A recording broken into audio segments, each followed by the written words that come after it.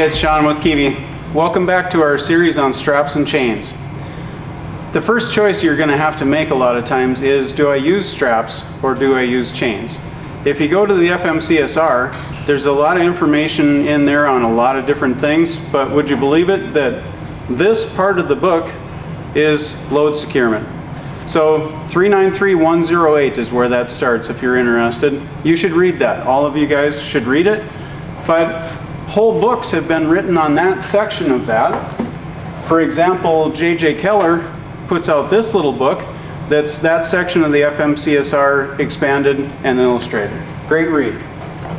This one, CVSA, the Commercial Vehicle Safety Alliance, puts out this book, Guide to Practical Cargo Securement. This one's quite a bit thicker, and this one goes into more detail, goes into some of the science behind why we do what we do. These are about $30 on CVSA's website, worth every penny.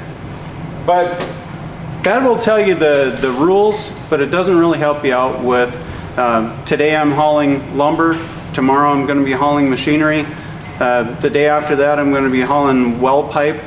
How do I make the decision of what to use?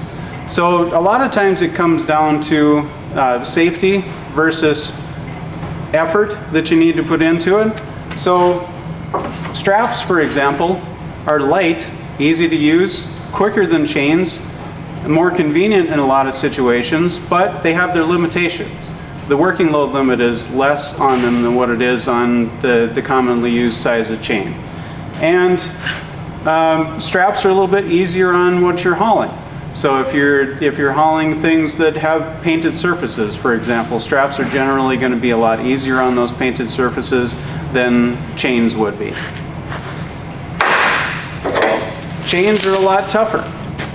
They're made out of steel. They're more compact. You can get them into smaller areas. They're more tolerant of being used at different angles. They're more versatile in different ways that you can attach to the trailers or attach to your articles of cargo that you're hauling. So generally when it comes to choosing chains, you're going to choose chains on things that are made out of steel.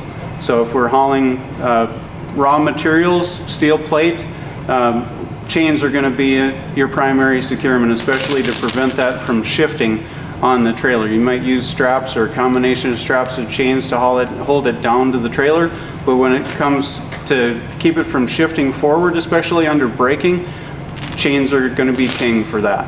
So there's a lot of different considerations to go by, but generally if something's made out of steel, you want to use steel to secure it if that's going to be an option.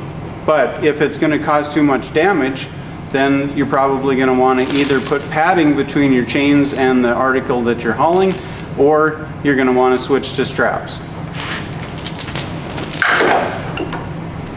The straps are easier on the articles that you're hauling, but if you put these onto a sharp edge without protection between the strap and the edge, it's easier for that to be cut.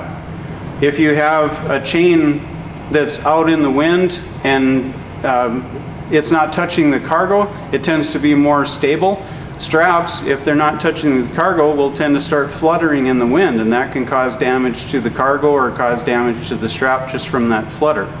So there's a lot of things to think about, but generally it comes down to, if you're hauling general commodities, you're going to be more likely to use straps. If you're hauling equipment or things that are made out of steel, you're going to be more likely to use chains, but then you got to think about the safety versus cargo damage thing.